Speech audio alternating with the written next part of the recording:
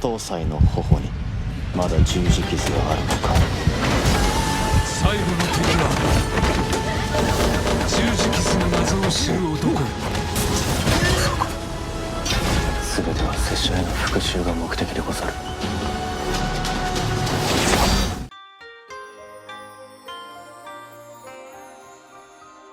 Halo para wibu, selamat datang kembali di channel Bikini Army. Kali ini saya akan membahas sebuah alur film live action berjudul Rurouni Kenshin The Final. Merupakan film epic chapter keempat setelah sebelumnya sukses dengan Rurouni Kenshin, Kyoto Inferno, dan The Legend Ends. Seperti seri sebelumnya, The Final digarap oleh sutradara Keiichi Otomo dan didukung oleh sederet pemeran yang masih sama juga walaupun udah berjarak 7 tahun lamanya dari The Legend Ends. Di antaranya ada Takeru Sato sebagai Kenshin Himura atau Batosai, ada Emi Takei sebagai Nona Kaoru, dan juga tokoh yang susah banget matinya, yaitu Munetaka Aoki sebagai Sanosuke Sagara. Wadaw.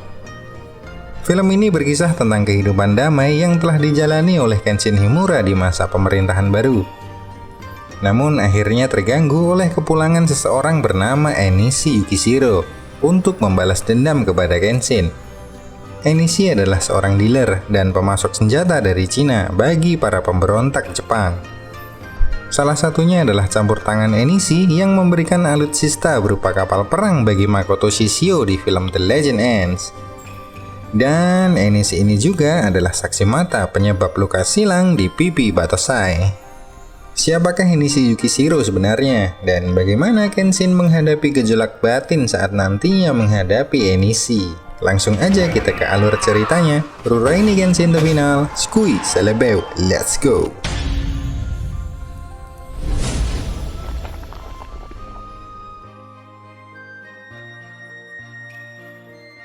Film ini diawali dengan gerebekan polisi yang masuk ke dalam stasiun kereta. Mereka dipimpin oleh seseorang komandan udut bernama Hajime Saito. Kerja sambil sebat bos, biar chill men, chill. Mereka mendapat info jika di dalam kereta ada seorang buronan mafia senjata dari Cina bernama Enishi Yukishiro. Dia menjadi buronan sejak terlibat sebagai pemasok senjata saat era pemberontakan Makoto Shishio. Kali ini Enishi datang langsung ke Jepang, sengaja untuk mencari Batosai, karena ternyata dia punya dendam yang sangat kelam sama Batosai. Saito pun memerintahkan anak buahnya untuk meringkus Enishi, sehingga pertempuran pun tak terelakkan.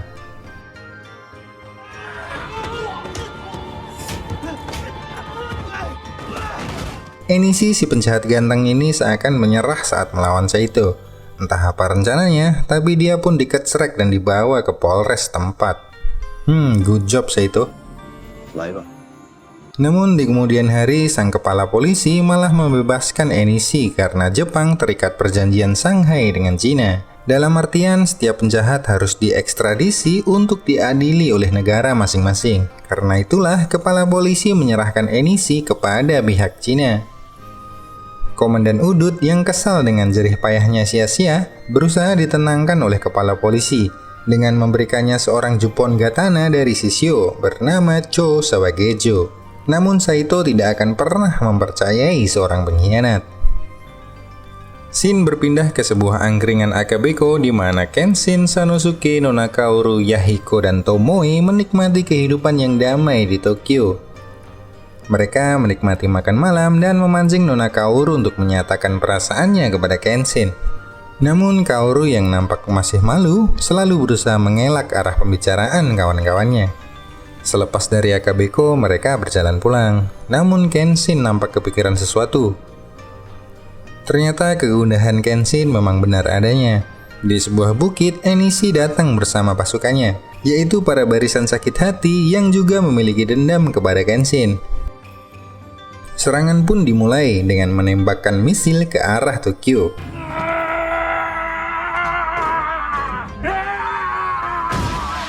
Yang tanpa sengaja justru mengenai Akabeko. Enishi terus menembak Tokyo hingga porak-poranda tersobek-sobek dalam sekejap. Pasukan Enishi adalah orang-orang yang pernah dikalahkan sama Kenshin. Kenshin berjanji untuk tidak membunuh lagi, maka dalam pertempuran dia hanya melumpuhkannya dengan mata pedang terbalik. Namun hal itu malah menumbuhkan dendam kepada Kenshin. Karena bagi para samurai Jepang, terbunuh dalam pertempuran adalah suatu kehormatan. Namun yang terjadi malah mereka harus hidup menanggung malu, karena kehormatan itu tidak diberikan oleh Kenshin. Polisi yang datang pun segera menuju ke arah perbukitan, bersama Kenshin dan juga Sanosuke. Mereka tidak menemukan bekas pijakan meriam, dan hanya menemukan secari kertas bertuliskan penghakiman manusia. Kenshin teringat bahwa di masa lalu, pembunuhan yang dilakukannya adalah sebagai bentuk dari penghakiman manusia. Orang-orang yang melawan pemerintahan dan para pemberontak, apabila langit tidak menghukum, maka manusialah yang akan menghukum. Di klinik Oguni, semua korban dirawat. Yahiko dan Nona Kaoru juga membantu Megumi di sana. Saat Megumi sedang santai dengan sebatsnya, Sano menanyakan padanya kenapa bekas luka di pipi Kenshin tidak bisa sembuh. Megumi menjawab dengan separuh tahayul bahwa bekas luka itu akibat kemarahan di jalan keadilan dan akan hilang jika amarahnya telah mereda. Di dojo Kamiya milik Nona Kaoru, Sano dan Kenshin yang sedang ngobrol dikagetkan oleh ketukan di pintu gerbang. Saat dibuka, ternyata ada seseorang terluka yang minta bantuan.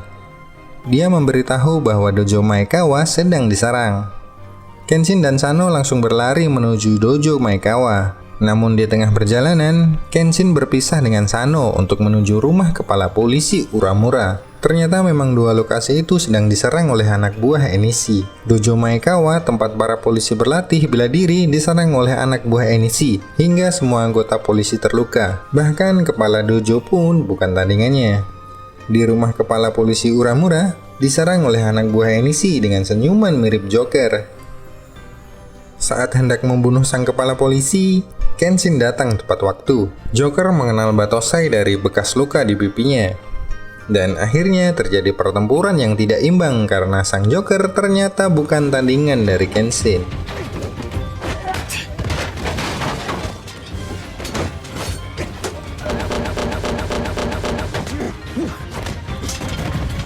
Dan hal ini adalah salah satu adegan favorit saya nih, di mana kecepatan permainan pedang dari Kenshin nampak di scene ini.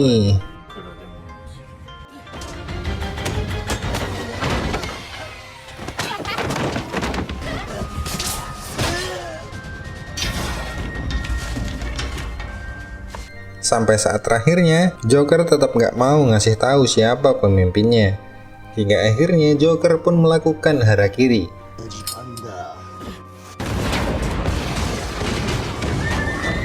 Di dojo Maekawa, Sanosuke datang terlambat karena para anggota polisi sudah lumpuh tak berdaya. Di perjalanan pulangnya, Kenshin bertemu dengan Enishi. Dia membuka kembali ingatan Kenshin bahwa Enishi adalah sang adik ipar. Dia datang kembali ke Jepang setelah perjuangan hidup matinya sampai ke rantai puncak mafia Shanghai. Semua itu dilakukannya demi membalas kematian kakaknya, Tomoe Yukishiro, yang telah dibunuh oleh pedang Batosai sendiri. Enishi tinggal di Jepang di rumah miliuner Cina bernama Wu Heixing. Enishi berjanji jika Heixing membantu membalaskan dendamnya, maka bisnis persenjataan dan narkoboy di Jepang akan diserahkan Enishi kepada Heixing. Di dojo Kamiya, Kenshin mengumpulkan teman-temannya untuk menceritakan salah satu rahasia hidupnya. Bahwa 14 tahun lalu adalah masa di mana terdapat dualisme antara kubu Keishogunan dan Shinsengumi untuk memimpin pemerintahan. Saat kerusuhan di Tokyo, Batosai membantai salah satu samurai Keishogunan bernama Akira Kiyosato. Dan dia adalah samurai yang memberikan goresan di pipi Batosai. Seiring dengan jatuhnya Keishogunan, Batosai ingin hidup dengan damai. Suatu malam, Batosai menyelamatkan seorang wanita bernama Tomoe Yukishiro, yang akhirnya ingin berbakti kepada Batosai. Mereka berdua menikah dan hidup mengasingkan diri. Batosai pun akhirnya bisa menemukan arti dari sebuah kebahagiaan.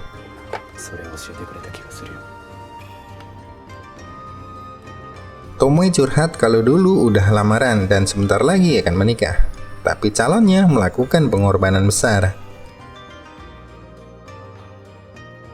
Suatu pagi, Batosai menemukan sebuah buku harian milik Tomoe. Batosai mengetahui bahwa sebenarnya Tomoe adalah mata-mata dari kubu Geshogunan dan diperintahkan untuk mendekati Batosai dan mencari titik lemahnya. Tomoe melakukan itu karena ingin balas dendam atas kematian calon suaminya, yaitu Akira Kiyosato, adik dari Tomoe yaitu Enishi. Dia meminta Tomoe untuk segera melakukan penghakiman manusia dengan membunuh Batosai. Namun, Tomoe selalu menundanya. Geshogunan dan Enishi tidak pernah mengetahui bahwa yang sebenarnya terjadi adalah Tomoe malah beneran jatuh cinta dengan sosok Batosai, hingga akhirnya melupakan balas dendamnya serta merelakan Akira Kiyosato. Geshogunan yang gak sabar dengan Tomoe datang menyerang Batosai. Namun naas, Tomoe yang berusaha melindungi Batosai malah tertebas oleh pedang Batosai sendiri. Batosai yang menyesali kecerobohannya mengizinkan Tomoe apabila ingin membalaskan dendamnya. Namun Tomoe hanya mengambil pisau dan hanya menggoreskannya pada pipi Batosai, sehingga terciptalah luka berbentuk silang. Lalu datang adik Tomoe yaitu Enishi. Melihat kematian kakaknya, dia bersumpah akan membalaskan dendamnya kepada Batosai. Hingga setelah sekian lama, Batosai tidak percaya bertemu lagi dengan Enishi Yukishiro. Suatu pagi, Dojo Maekawa kedatangan teman lama dari Kyoto, yaitu Misao dan Aoshi, sang kapten Uniwa Bansu, yang menghormati Batosai karena pernah bertarung bersama di Kyoto. Kedatangan mereka karena ingin membantu biarawan dari kuil Suikoji di Kyoto untuk mengembalikan buku harian milik Tomoe yang dulu dititipkan oleh Batosai kepada kepala biara. Buku itu diterima oleh Nona Kaoru, dan dia menjadi galau karena kepo banget sama buku harian Tomoe. Aoshi mencari Kenshin karena mendapat kabar bahwa Tokyo akan terjadi hujan darah yang disebabkan oleh Kenshin Himura. Dia langsung pergi ke kota untuk mencari Kenshin karena dia yakin Kenshin sedang terlibat masalah besar. Malam harinya, sekelompok polisi pimpinan Saito menyerbu ke sebuah distrik pergudangan di Yokohama karena mendapat laporan dari sang mata-mata yaitu Cho Sawagejo tentang tempat gudang senjata milik Enishi. Setelah berhasil masuk, ternyata penyerbuan itu adalah jebakan dari Cho Sawagejo yang berkhianat dan masih setia kepada Geshogunan.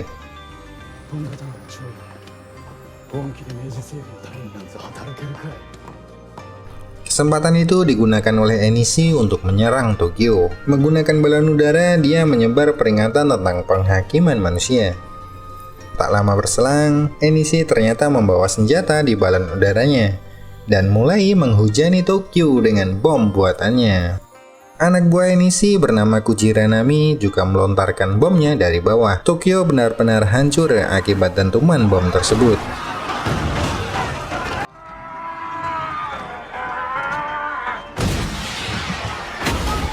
Aoshi yang belum menemukan Kenshin segera mencabut pedangnya untuk melawan para pasukan Enishi.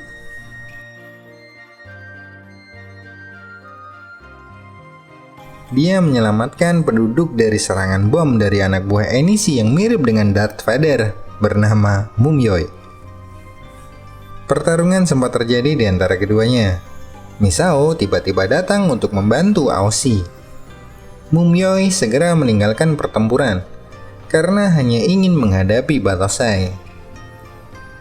Pertarungan pun berlanjut, namun Aoshi malah terluka karena dia ingin melindungi penduduk.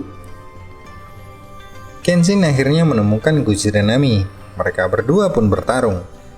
Namun tidak terlalu lama karena lagi-lagi kecepatan pedang dari Kenshin Himura melumpuhkan Kujiranami.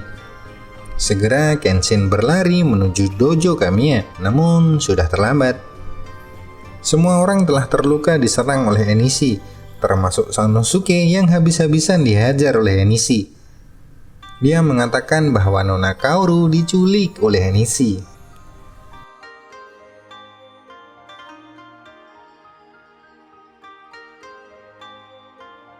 Dan keesokan harinya, Saito dan pasukannya baru bisa meloloskan diri. Mereka menyaksikan Tokyo telah hancur oleh serangan bom. Nona Kaoru terbangun di salah satu kamar milik Hexing. Dia berlari untuk menyelamatkan diri.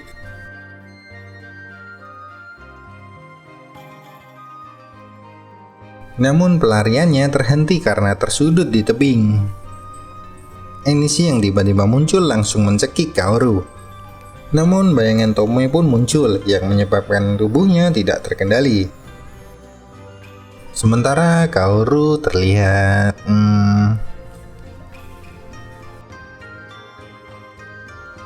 Kenshin mulai mempersiapkan dirinya untuk menyerang markas Enishi.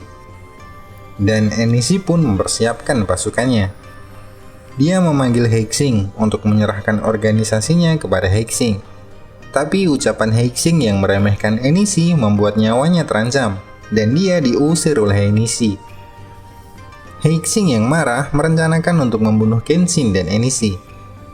Tiba-tiba di dalam rumahnya muncul samurai murah senyum, dan pastinya kita kenal bahwa dia adalah Seta Sojiro. Lagi-lagi seorang mantan Juppon Katana dari Makoto Shishio. Dia menawarkan tenaganya untuk membantu Heixing. Juppon Katana itu adalah pasukan elit yang dipimpin oleh Makoto Shishio untuk menggulingkan era pemerintahan Meiji. Batose pun lantas sendirian masuk ke markas musuh, yang langsung dihadang oleh puluhan pasukan. Bahkan Darth Vader pun ikut di sana. Pertempuran pun terjadi, dan sekali lagi kita disuguhkan dengan kecepatan permainan pedang dari Kenshin.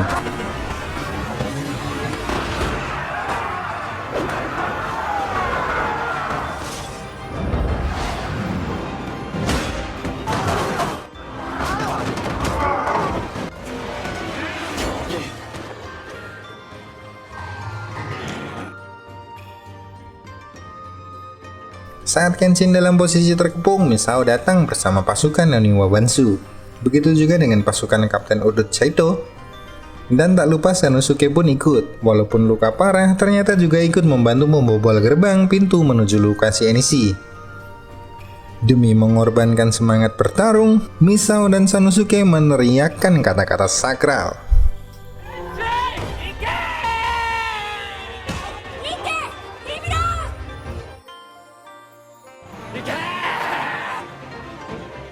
Singkat cerita, para pasukan di depan berhasil ditangani oleh Misao bersama para ninja Oniwa Bansu bersama pasukan Kapten Udut.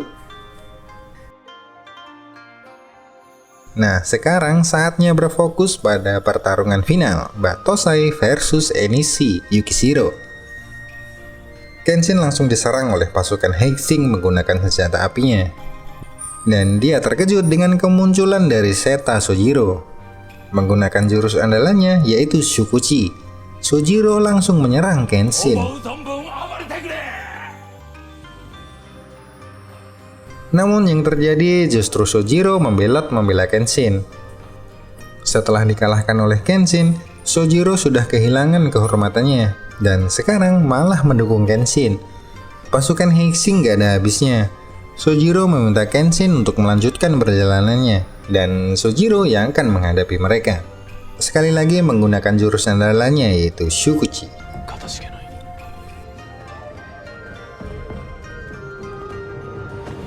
Kenshin akhirnya bertemu dengan Enishi Yukishiro.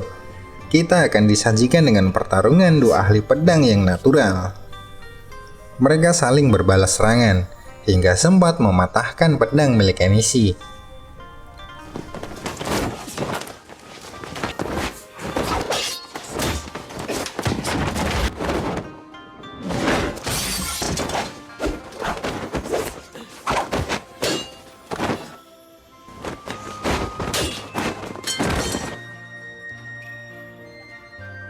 Kenshin pun mencoba untuk mengalah, dengan coba menyadarkan Enishi bahwa Tomoe tidak menghendaki penghakiman manusia. Tapi Enishi yang merasa di atas angin tetap meminta Kenshin untuk bunuh diri.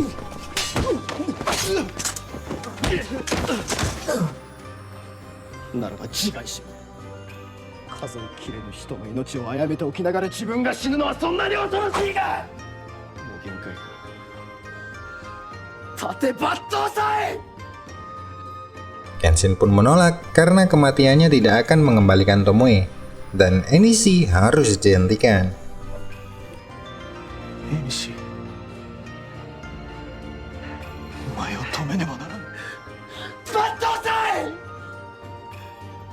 Enishi masih tetap pada pendiriannya, maka Kenshin pun mengakhiri pertarungan.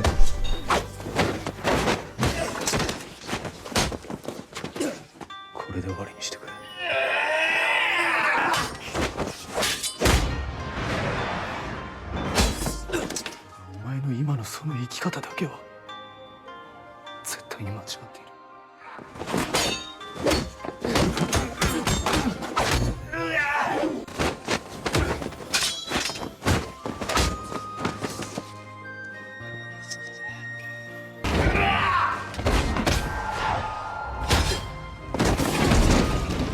Meskipun sudah kalah, Henishi masih berniat membunuh Kenshin.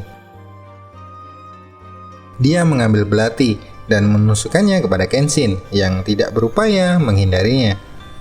Kenshin masih berusaha mendamaikan hatinya bahwa balas dendam tidak akan mengembalikan Tomoe. Tiba-tiba muncul Heixing yang menembak punggung Kenshin. Kaoru yang muncul untuk menyelamatkan Kenshin akan ditembak oleh Heixing, namun dilindungi oleh Henishi.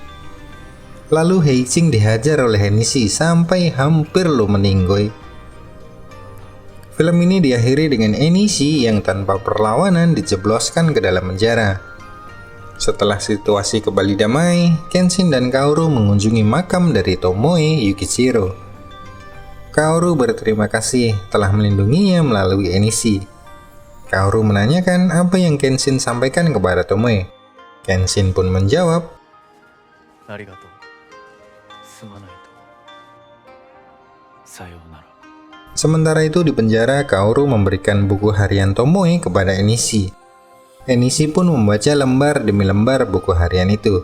Dan salah satu tulisan Tomoe mengungkap bahwa Tomoe percaya bahwa jika suatu saat pembantaian Batosai akan berhenti, dan selanjutnya Batosai akan menjaga nyawa orang lain melebihi jumlah orang yang telah dibantainya.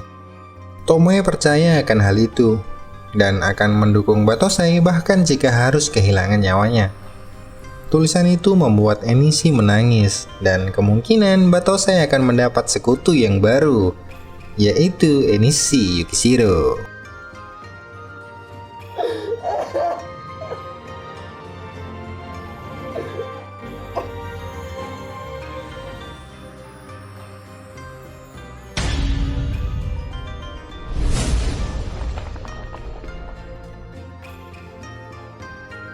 Yes, selesai sudah alur cerita film kali ini.